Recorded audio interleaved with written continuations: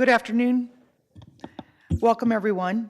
There's still some spring training games going on at Diablo Stadium till the end of the week, so get your tickets and enjoy the ball games. And I now call the March meeting of the Sustainable and Economic Vitality Committee to order. As expected, our committee covers topics related to sustainable initiatives and the economic vitality of our great city.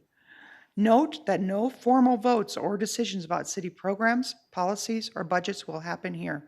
Our role is simply to explore various topics with staff and stakeholders and community members and to make recommendations to our council colleagues.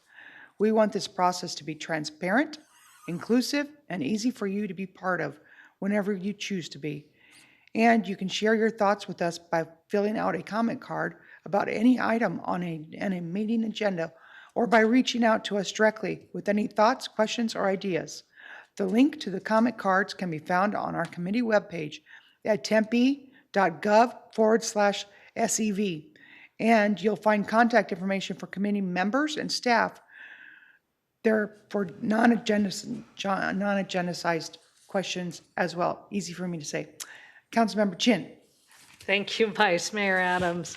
The next item on our agenda is item number 2, review and the approval of meeting minutes from the February meeting of the Sustainability and Economic Vitality Committee. If there are no objections, I move that we approve the minutes from the February 15th, 2023 meeting as written. I have no objections and second that motion, so the February minutes are unanimously approved. Public comment section. The next item on our agenda is item 3A, public comments. This committee welcomes public comments.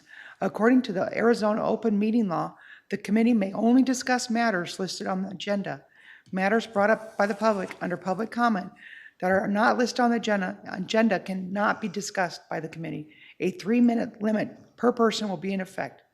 Tonya, do you have any comment cards or requests to speak at this meeting? Vice Mayor Adams and Councilmember Chin, there are no comment cards. Okay, thank you. The next item on our agenda is item 4A, current items and updates, and we'll begin with item 4A1, cool pavement update. I'm excited to hear it. Come on up.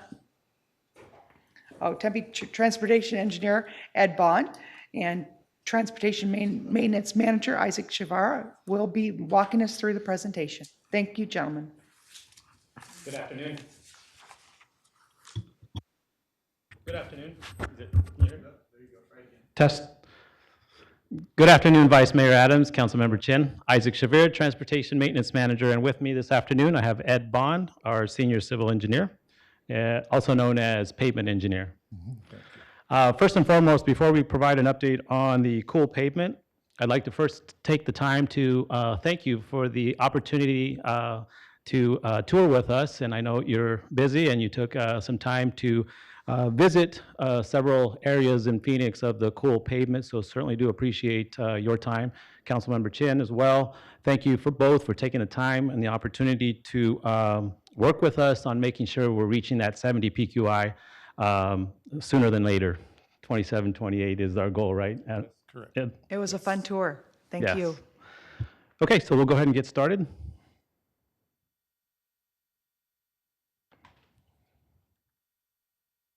So cool pavement update. This follows, hold on a second, let me readjust here. Performance update, a performance measure 1.22 is to achieve adopted standards for pavement quality index equal to a citywide average rating of 70 or higher.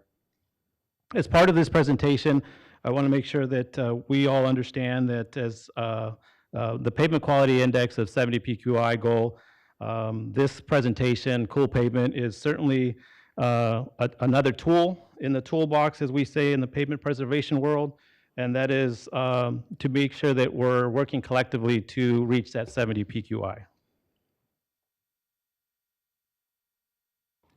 So what is cool pavement? Cool pavement, as it is currently, is a seal coat that is installed on top of existing asphalt surfaces in good to excellent condition that is designed to, 1, reflect heat and achieve lower surface temperatures through its lighter color and reflectivity. It also increases the life of the asphalt by 5 to 7 years. So why cool pavement? Cool pavement reduces the high temperatures associated with urban heat island effect. Heat islands are areas with higher temperatures due to the built environment of buildings, cars, and pavement.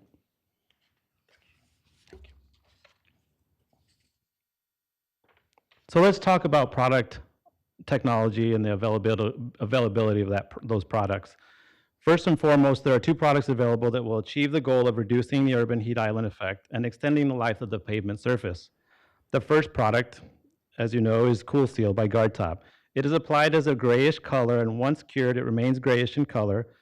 But I do want to mention that there is a product, this product is and continues to be refined, and we will talk a little bit about this later and go into more detail. The second product that we would like to talk with you about is the Plus TI Reclamite by PaveTech. It is applied as a pink material, and once cured, the material shifts to a translucent colored. It is then absorbed into the existing pavement, similar to the GuardTop. The Cool Seal product went through a pilot program in Phoenix, as you know, back in October of 2021, and is now part of Phoenix's regular pavement maintenance program. However, it is an important thing however, I will note that Phoenix is continuing to work with GuardTop to refine the Cool Seal product based on concerns from the public regarding aesthetics appearances. The Plus TI product is being piloted in Tucson, and results of those pilot programs are expected to be shared within the next couple of weeks, and we will certainly share those with you. So now we will discuss some of the observations and findings from the two pilot projects mentioned. First, starting with the City of Phoenix. So the City of Phoenix launched a pilot program in 2020. The program installed the first iteration of Cool Seal in 8 different neighborhoods. Some of the performance attributes collected were solar reflective index, as well as surface, air, subsurface, and mean radiant temperature.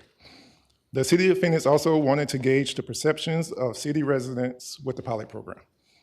The solar reflective index is a measurement of how effective the surface is reflecting radiant heat. The more reflective a surface is, the higher the SRI value will be. The minimum credit value that LEED establishes is 33.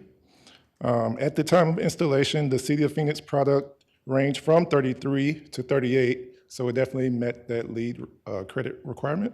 And after 10 months, the product was measured to be at 19 to 30. The air and surface temperature measurements were also collected 4 times a day, at 4 a.m., 12 p.m., 3 p.m., and 7 p.m. The temperature data collection occurred in 3 of the 8 neighborhoods. When comparing the surface temperature of a non-reflective coating to a reflective coating, the surface temperature was 12 to 10.5 degrees lower at noon and in the afternoon. The surface temperatures of the cool pavement was 2.4 degrees lower at sunrise and 4.8 degrees lower at sunset.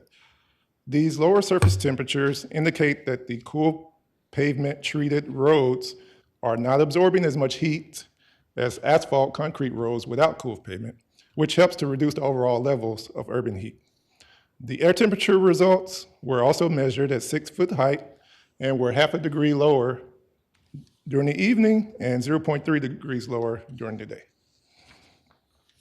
Continuing on with the observations and findings, the mean radiant temperature, which is what a person would experience when walking over the surfaces, measured at 5.5 degrees increase in noon and afternoon on average.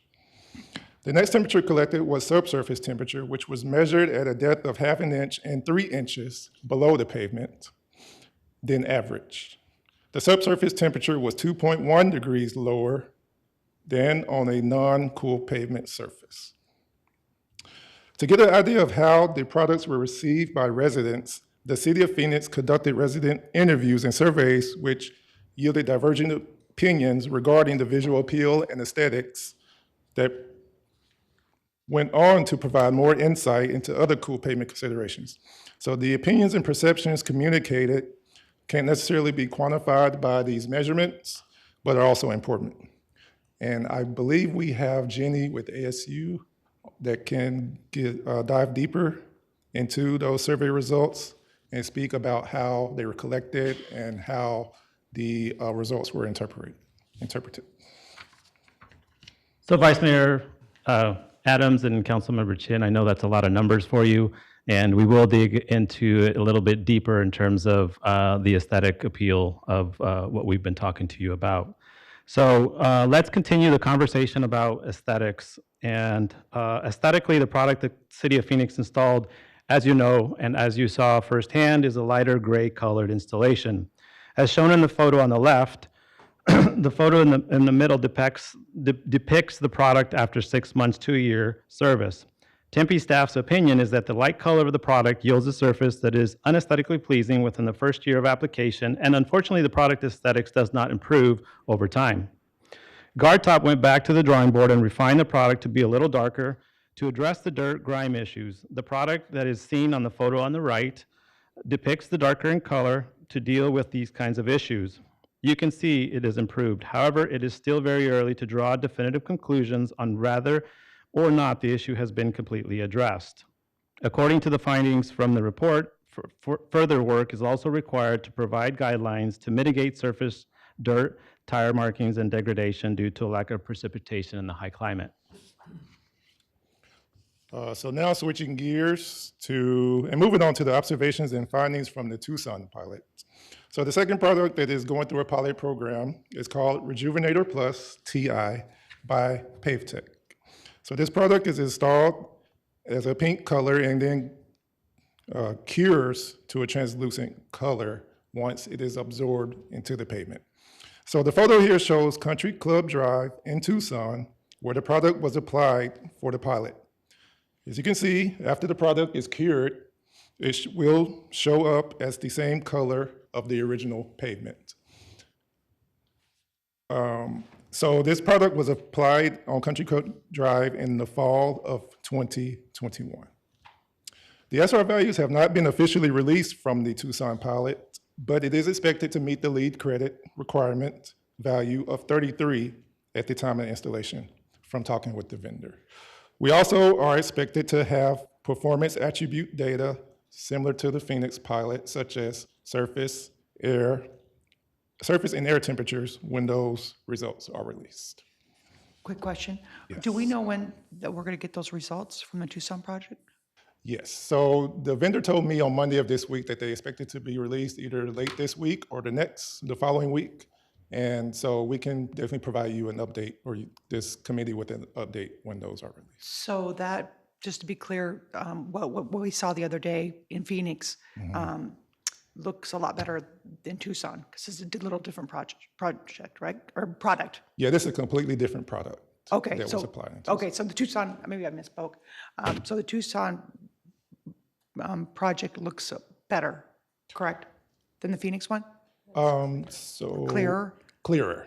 Clearer. Yes. Okay. Yes. So when it's applied, it is pink to a beige color, and then once it's like set into the asphalt, it's clear. And what about the tire marks? So there, as of now, based off what we're seeing in the photos and from talking with the vendor, there is no concern with aesthetics such as tire marks or dirt or grime or any of that.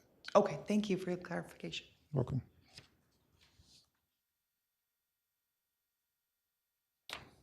Okay, so before we dive into Tempe-based plan locations, funding, and unit costs, again, it's important for me to say that the pavement industry is in the very beginnings of this new and innovative technology.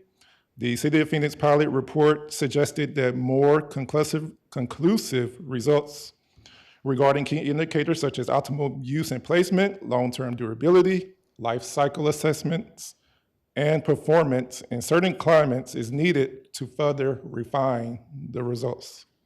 Conclusive evidence simply cannot be determined after 1 year of study, particularly as it relates to life cycle and durability of these products. Our current plans in Tempe are to install the Cool Seal colored coated product at J.C. Park in the spring of 2024 under next fiscal year's budget. We also plan to install the translucent Rejuvenator Plus TI product on Hardy Drive between Southern and Baseline, also in the spring of next year. We would like to install the colored product in the parking lot to monitor the concerns of aesthetics, as previously mentioned. For the same reason, we would like to proceed with the translucent product on Hardy Drive.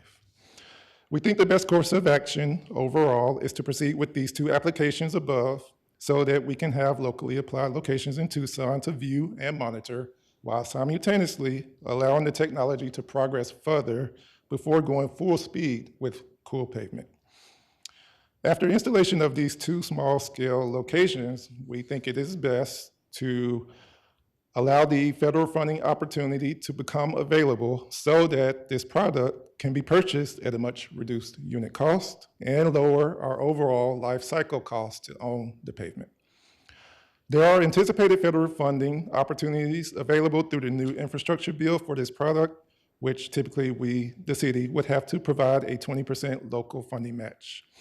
Staff and manufacturers alike are currently awaiting the anticipated timeline and rollout of the application process for what has been dubbed as the Healthy Streets program that these products will qualify for. It is our intent also to reach out and partner with other local municipalities in the Phoenix region to gain that aspect as well. Yes. Do we know when the federal funding will be available? Not directly, no. No. Okay, I Unfortunately, thought we I'd haven't. throw it out there. Yeah, Okay. no. So maybe in a year or maybe less or more? Yeah, it could be literally anytime. Okay, all right, thank you. Yes. So continue on with recommendations based on cost and funding. So here we show the approximate unit cost of the installation of each product. The first product being Cool Seal by GuardTop, coming in at around $5 per square yard. The second product being Rejuvenator Plus TI by PaveTech, coming in at $3.50. And just for comparison purposes, we threw in the cost of a high-performance seal coat that is already in our pavement preservation toolbox that is currently at $2.50 per square yard. So with all three products, the city's cost to own the pavement will decrease, but as you can see, there is an extra cost to applying a product that is designed to achieve lower, cooler pavement surface temperatures. Hence, this is the main reason for our earlier recommendation to wait until the federal funding program is available. Also, this will allow for more time to watch the performance of the latest round of Cool Seal applications in Phoenix as well. Yes. Let's say the federal funding doesn't come in. And I just was wondering, like, how long do you think we need to wait before before we would be able to install it? I mean, how long do you think it needs to be studied, in your opinions? So that's a good question. Let me take it. Yeah. That's a good question, and I think as we've been talking about this in the presentation, it certainly is an item in our toolbox. And when you do the comparisons in the $5 a square yard versus the $2.50 or $3.50, we want to make sure that we get the return on investment right. We want to make sure that we're smart on making sure that we're spending our money wisely. 70 PQI is a very, very target and a very difficult goal to achieve based on our budgets. And so again, we want to make sure that we're smart about making sure that the timing is right? And we believe that as the product is refined and retuned, that there will be more cost comparisons against other vendors that will hopefully reduce that square yardage price. So does that answer your question? Yes, Okay. it does. And what is the life expectancy extension of after you put it on, just so that people know how much longer the pavement lasts with this product? The Cool Seal? Yes. It's 5 to 7 years. Okay, Yeah. so I'm sure you're calculating that in too, the fact that it saves our pavement a lot longer. So Yeah, so you obviously do the comparison, right, on the life cycle costs between a 5 to 7 year product versus a 3 to 5 year, which is our premium non-reflective seal coat, as well as the Reclamite Plus TI. So that certainly does go into our calculations in terms of, what is in the best interest of the city from a return on investment product, right? So we do make sure that we put those into our number calculations in our budget as we go through our pavement preservation program. Sure. And does it get, do the streets get more slick with this product? Ed, do you want to take that one, and then I'll talk about, and you might want to talk also about the glare issues that we've been seeing and hearing about. Yes, so yes, the streets do become more slick after applying these products. So with the Cool Seal product, it's definitely recommended to stay on local streets where the speeds are at least 25 mile, the legal speeds are 25 mile an hour or less, so that we don't have that issue.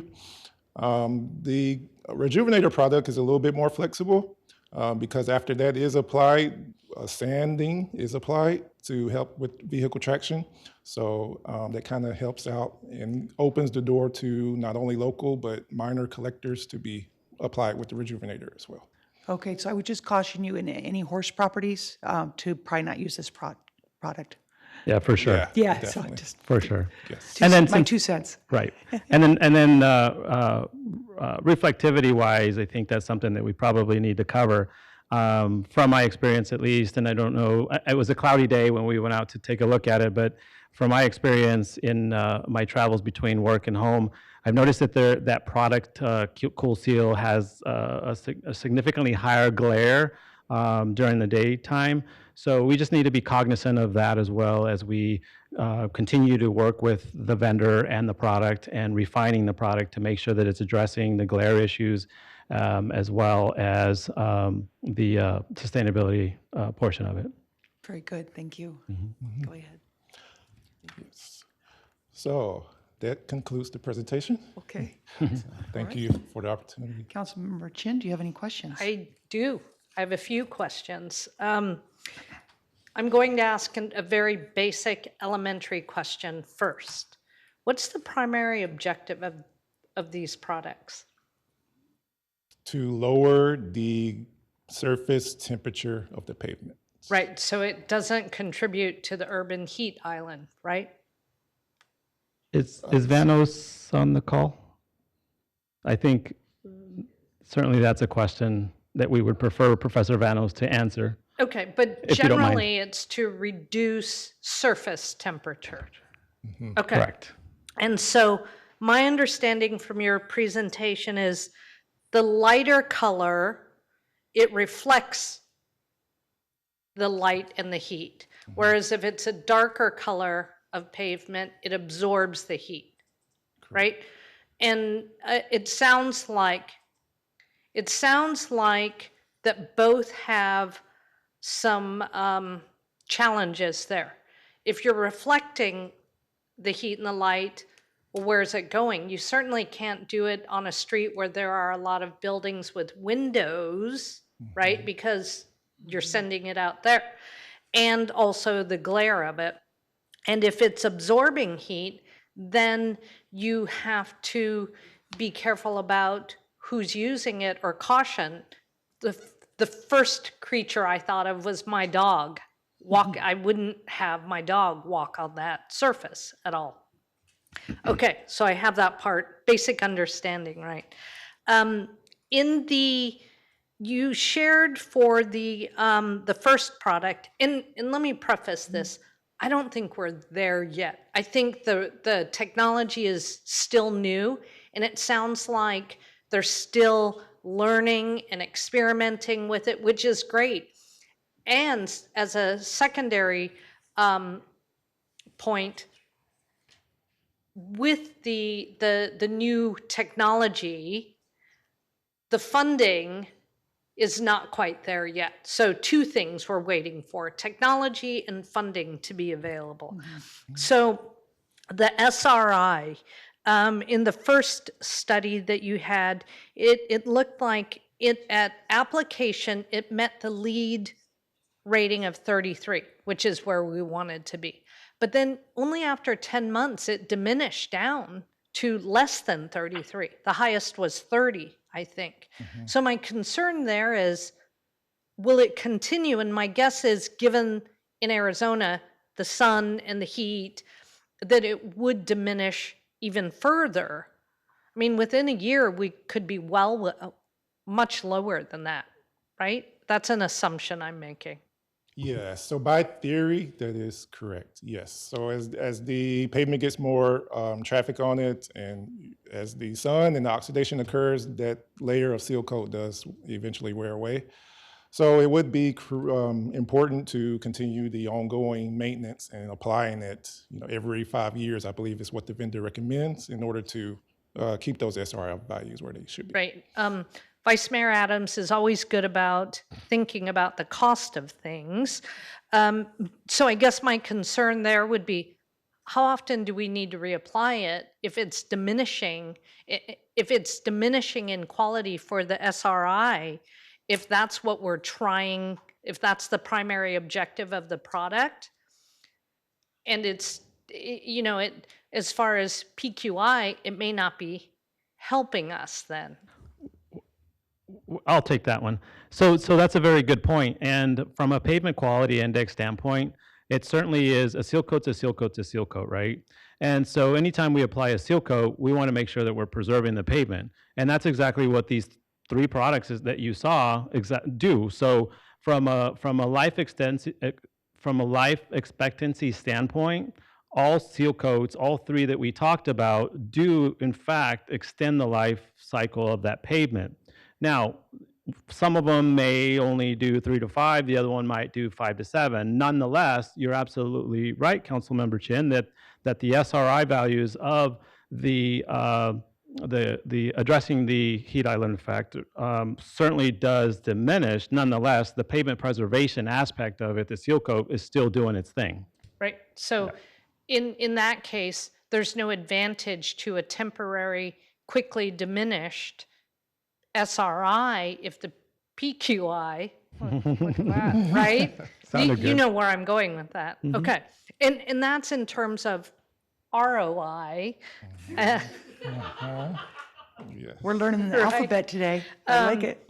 But I mean, that's a consideration as a city we have to think about. And it sounds like you all calculate that anyway on choosing which route to go. Okay, so I think the other note I had was locations. And the one you saw in Phoenix, it was on a residential street, as I recall. Okay, and I heard your recommendation about it gets slippery. It's not just cars or equestrian, it's also where we have bike routes. That could be very dangerous to cyclists also. So I guess that's a warning flag for me, that until we figure something out. And then I recall in the very first presentation, or maybe I read it, in Phoenix, we had all of the rain in the winter and it peeled. It started to really disintegrate. Back to, I don't think we're there yet. I think the technology is still ongoing. The research is still ongoing, because that was an issue, right? Yeah. It in fact diminished the quality of the pavement because of the peeling. So I'll just want to clarify that on the last presentation that Mr. Bond gave, City of Phoenix, I think, spoke a little bit towards that. And if I remember correctly, Guardtop applied their product to an existing seal coat product that they were trying, that City of Phoenix was trying out, piloting. The pilot didn't go so well, so Guardtop decided to put that cool seal on it, and that's where you saw the peeling, because the bonding between the 2 products wasn't there. Oh, they put the product on a different sealant, which didn't adhere to the asphalt the way it should have. And if you had applied the sealant directly to the asphalt, it might have been different. Got it. That is correct, right, Ed? That's exactly correct. Okay, Yes. all right. I think that's it. I think let's keep watching it and let's stay on top of it, because I think the primary objective is absolutely something we want, but if the return on investment is not quite there yet, we need to keep looking. Yep, thank you. Thanks so much. We do have Dr. Vanos on too, if we want to redirect the question in regards to the purpose. Sure. Well, let's go ahead and let her speak and talk about what she needs to. Hi, can everyone hear me okay? Yes. Thank you. Okay, Thank you, you. Professor. I apologize tremendously for technical difficulties getting on WebEx.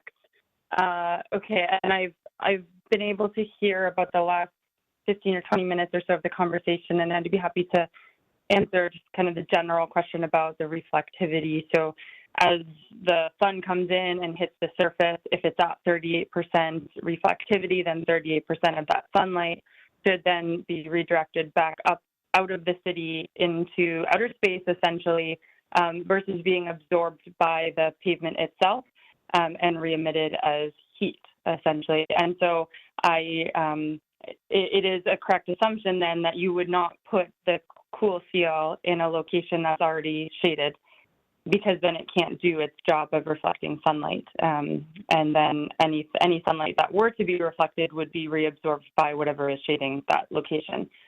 So hopefully that answers that question. And then just overall, yeah, in our research with the city of Phoenix, we don't see any perceptible impacts that we can confidently say on the urban heat island or just on air temperature variability specifically.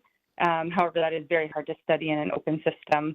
And we are working diligently to see if there's better methods to be able to pick up some of those minute air temperature differences. However, the surface temperature does go down quite a bit, which can potentially increase the lifespan, but as stated already in this meeting, that's very dependent on the SRI. And if the SRI is decreasing over time, which we do see in Phoenix, then it's going to end up being lower and lower and lower over time, and then not being able to perform as well as it did under its initial conditions when it was put on.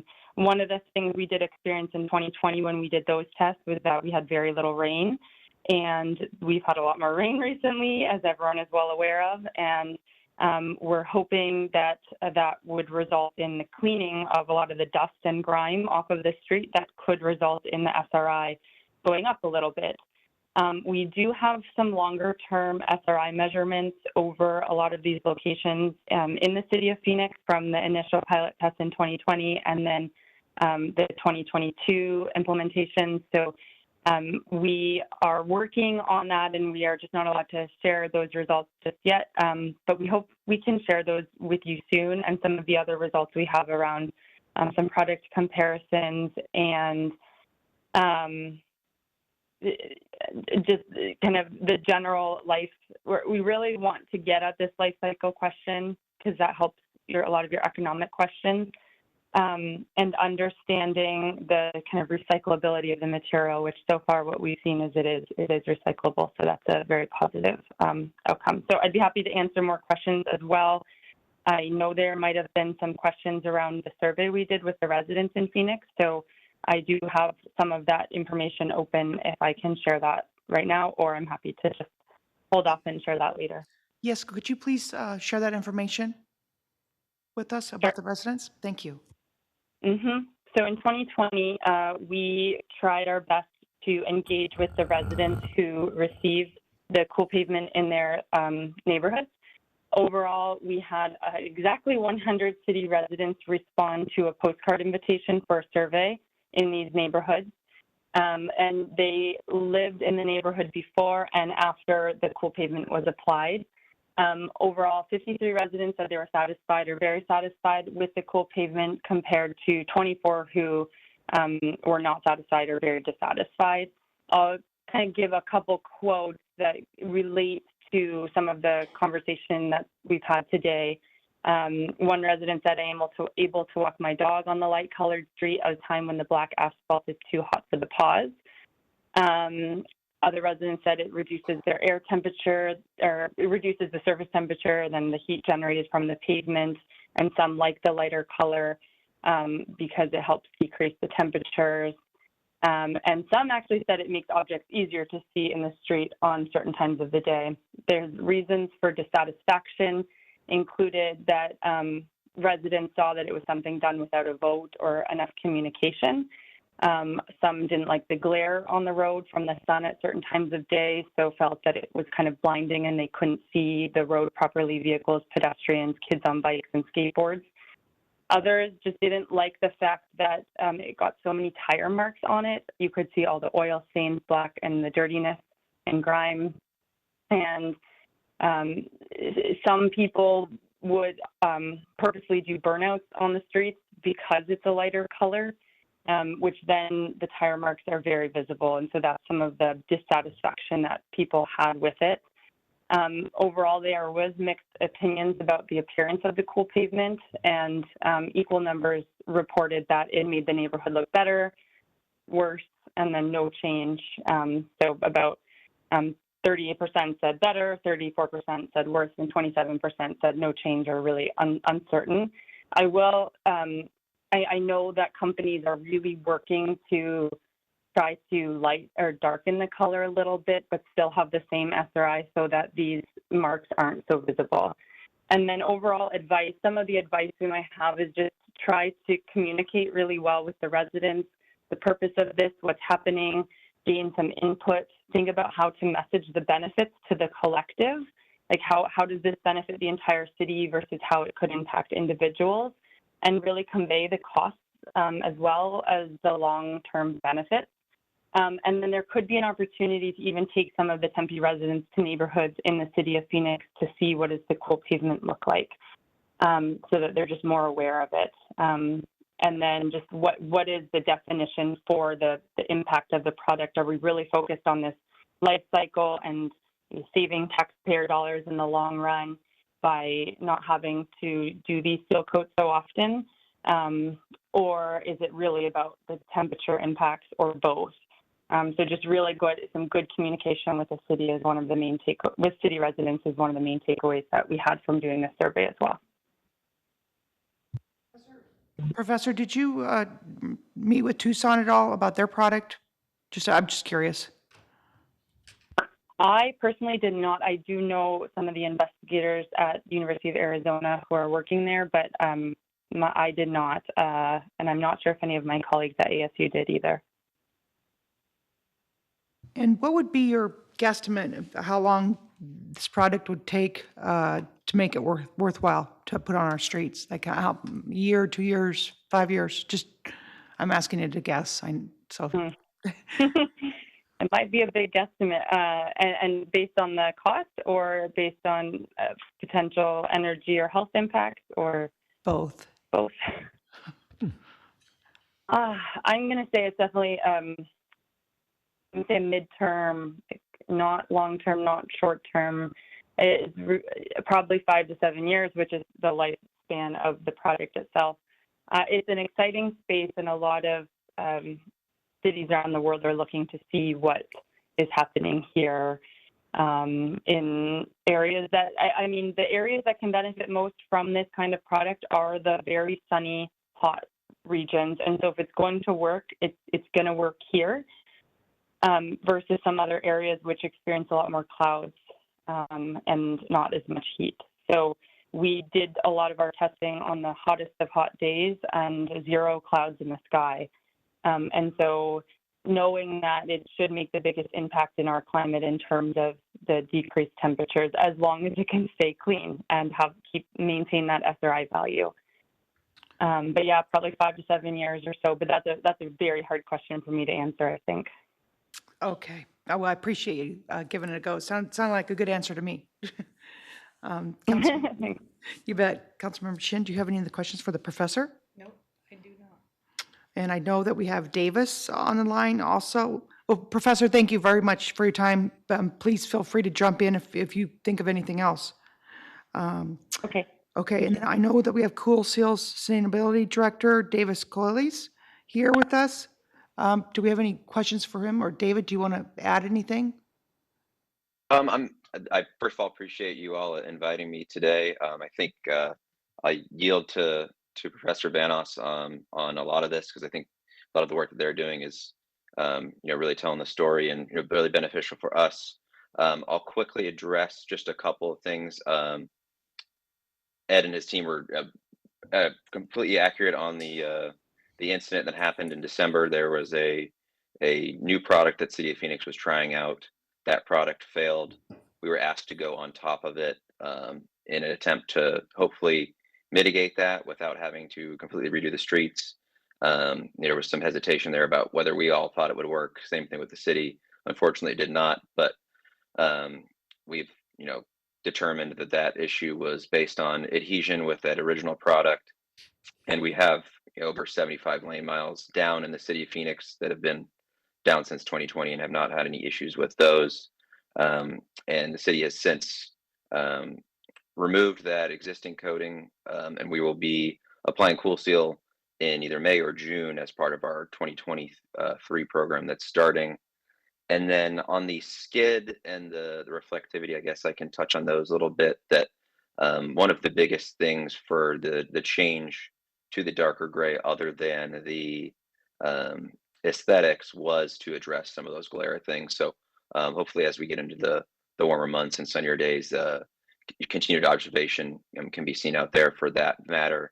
And as far as skid, I know that Arizona Department of Transportation did some locked wheel skid testing, and we are approved up to 45 miles per hour on skid. There is aggregate in the product. We manufacture the existing black seal coat products as well, and both of those are definitely designed for residentials, as Ed mentioned, and don't want to be putting those on higher traffic streets. But we have aggregate in there for its skid safety standards to meet those metrics. But you definitely want to caution, as Ed mentioned, on those higher speed limits, just because these type of products are not necessarily meant for those. So before I keep rambling, those are just kind of my comments to kind of piggyback off of what's been said there. Thank you so much, David. I appreciate your help, or Davis, I appreciate your help clarifying some of our questions. No problem. And just one other, as an aside, our 2023 program with City of Phoenix is set to begin here in 2 weeks. We're applying 13 more neighborhoods. So I'm happy to share those locations as those are known. I know you all have done a site tour on some of our existing applications with the city, but we'll be getting our applications here in April through the summer. So there'll be plenty of opportunities to see product go down if that is of interest to any of you all. I'm happy to share those details. Yes, that'd be great. I would like to keep us posted on it, if you would, please. Will do. Very good. Thank you.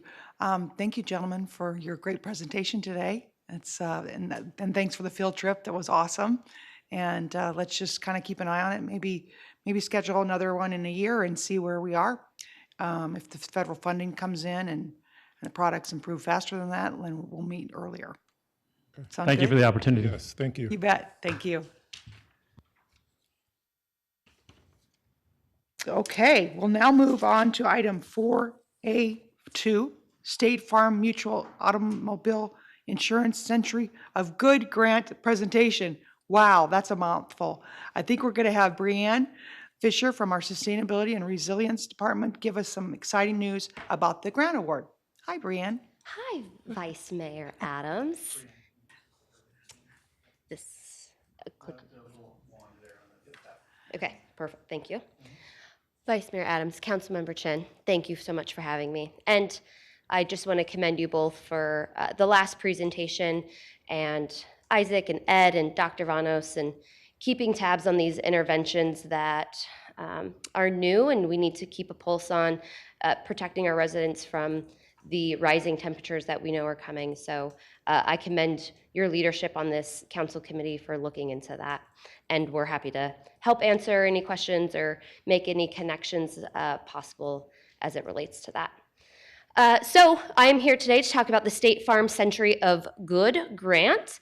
Just for a little bit of background, early last year, the State Farm's Environmental, Social, and Governance team came to the City of Tempe Sustainability and Resilience Office. They had seen our Climate Action Plan update that was approved by Council and was interested in celebrating their 100th year anniversary in line with their ESG goals. And they thought diving into the Climate Action Plan update would be a great opportunity to do that. Over a course of several meetings, we presented some opportunities where they could provide some funding and what some engagement with their community, with our community could be.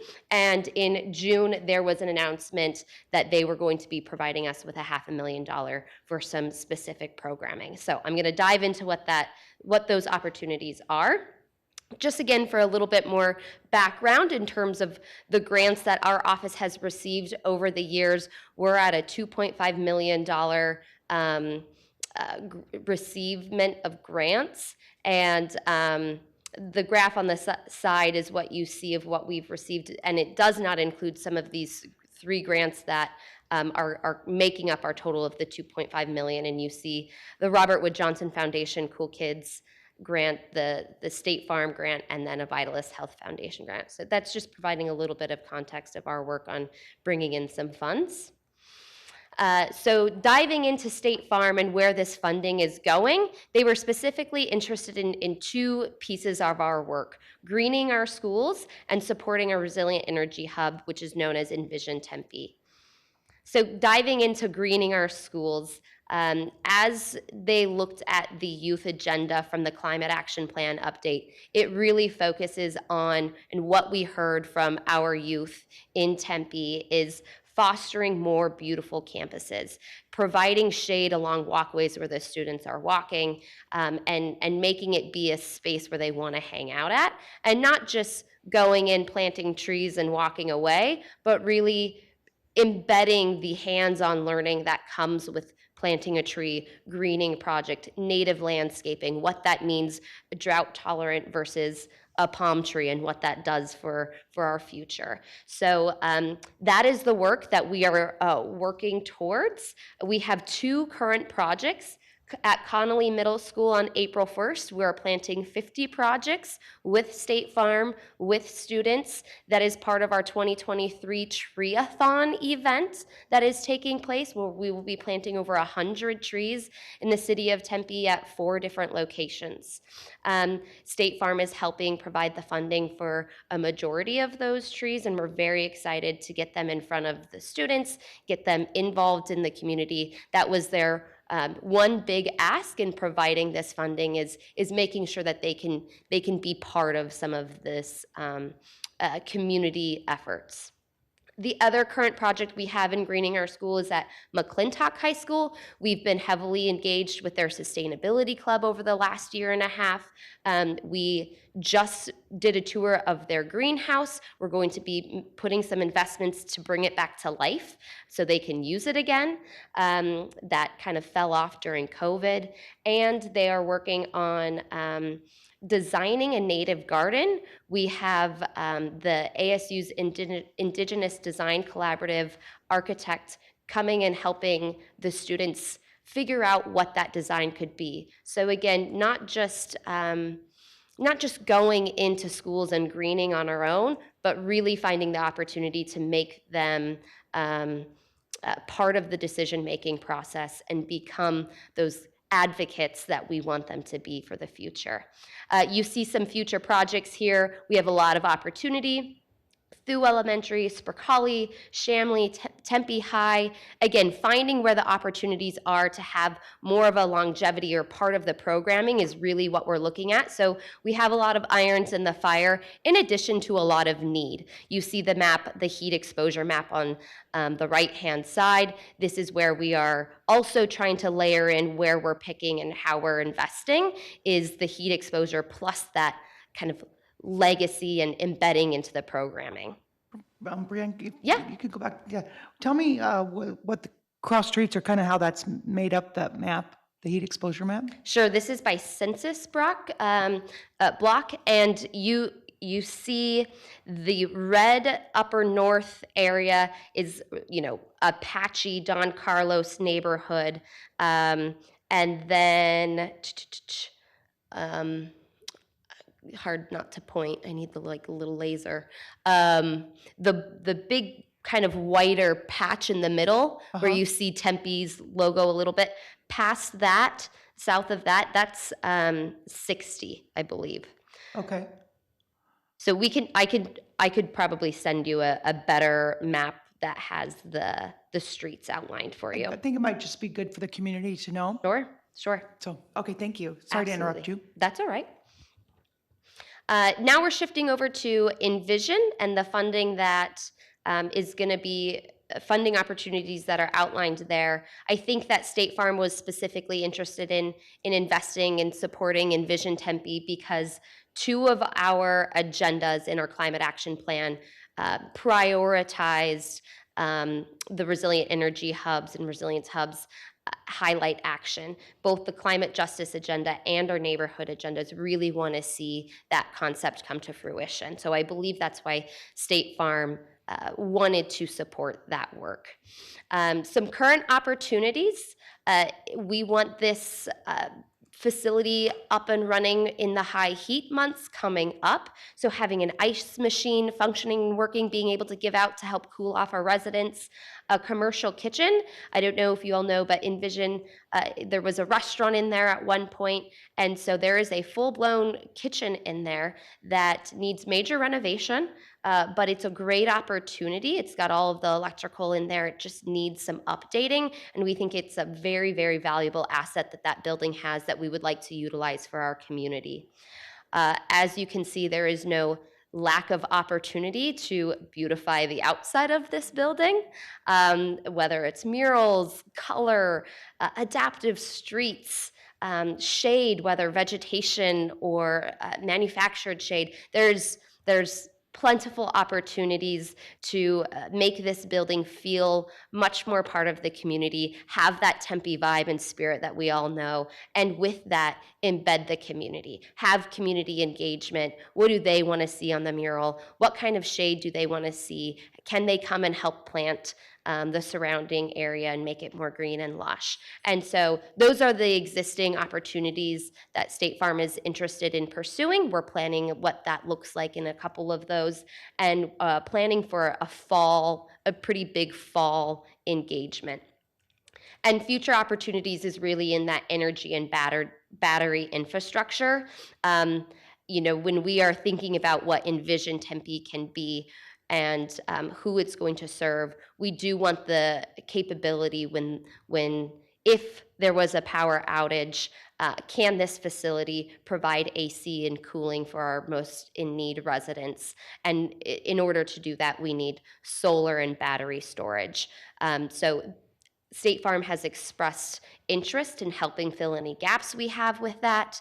The solar panels are going to be just a little bit delayed given the adjacent properties proposed project, in addition to the battery storage, just partnership with SRP and those ongoing conversations. Microgrids are new technology, and so working through all of the kinks, as you could imagine. I'm happy to answer any questions or go over anything in more detail if you have any. Councilmember Chin, do you have any questions? I do. I have some comments. Can you go back to the one right before that, I think? Nope, one more. Where you show all of the funding? Yeah, that's a great slide. So I wanted that up because, this is your team.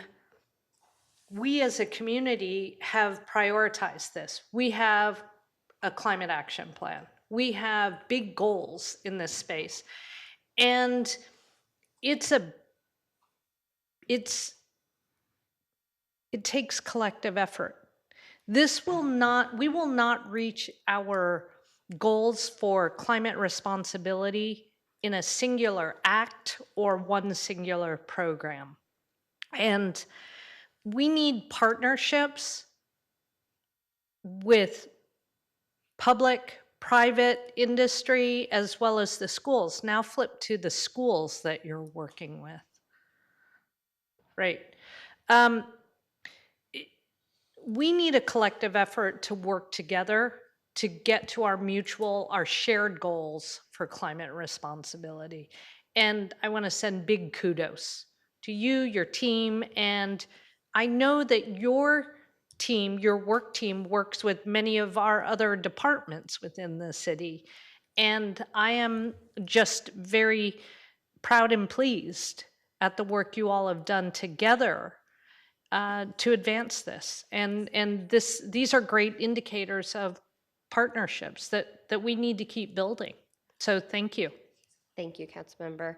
It's true. I think that we are seeing more private sector interest in wanting to invest and be involved because of their ESG goals. And it's a great opportunity, but it does take a ready team to know here's the menu of options to want to invest in. And I think we are well positioned to do that because of your leadership, because of the approval of the Climate Action Plan update. It's really working at the regional level to develop those menu of options as well, to really make some transformational change. So great, well points, partnership amongst the city departments and regional collaboration and all the sectors is what's going to make the difference. Well, it's your education programming also that should not go unnoted, because now you're training and building it into the culture of who we are and the fabric of our community, of this is how we will operate and this is how we approach things here. You're teaching the next generation. So I really appreciate that. Thanks. Thanks. Great presentation, no surprise. You are a superstar. I really appreciate you working so well with State Farm. I appreciate State Farm. Thank you very much for the $2.5 million. And just that partnership, I think it's a really good case example of what can be done in our community. And perhaps that might be this might be a good item to share with others in other communities, and so they can do the same thing. And I love it that you have the schools involved. And basically what Councilmember Chin, I second everything she said about the schools and things. I think she has something else to say. Well, I just wanted to clarify, because I have accounting, friends in accounting, and to clarify, State Farm is not giving 2.5 million. They've given $500,000, which is significant, but collectively, our department has been awarded a total of 2.5 billion, right, in grants. Million. Million. Yeah. Million, okay. Yep. Okay, thank you for the correction. Well, then we need to get more money out of State Farm. So, well, we'll keep working on that. But no, I appreciate the presentation, really, really good. It's an exciting program. I mean, sustainability has been near and dear to my heart for so many years, and it's just nice to see this happening. Yeah. So, thank you for your hard work. Thank you. Thank you. Thank you. Okay. Councilmember Chin, do you have any other questions? Nope. Okay.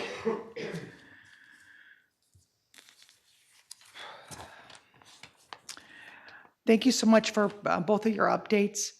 This is an amazing award for Tempe and an issue that is priority for City Council. So I just want to say again, thank you, and we are so proud of our Sustainability Office and other city departments for applying for and winning this grant.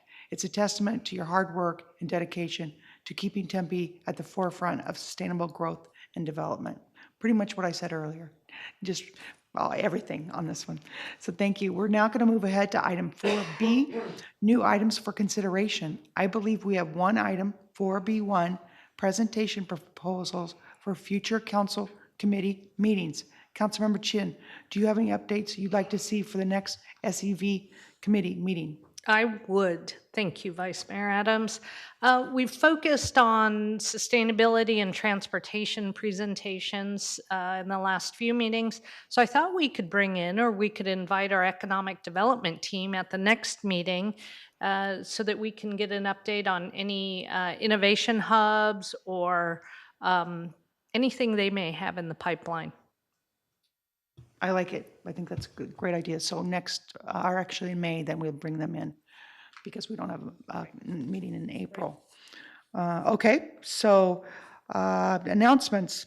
Councilmember Chin, do you have any announcements today? I have no announcements today. Well, I'm just going to, just reiterate what I said earlier, but I'm so proud of the group in here and everything that you do for the city and making a difference in our lives and changing, hopefully, our future environment for the good. And I've worked with many of you for many, many years. I'm on 35 years now, if you can believe that. But I just really appreciate the hard work and dedication, everything that you do as staff. You know, I know you don't make a lot of money, but you know what? We make a lot of difference in people's lives. So you all keep up the good work.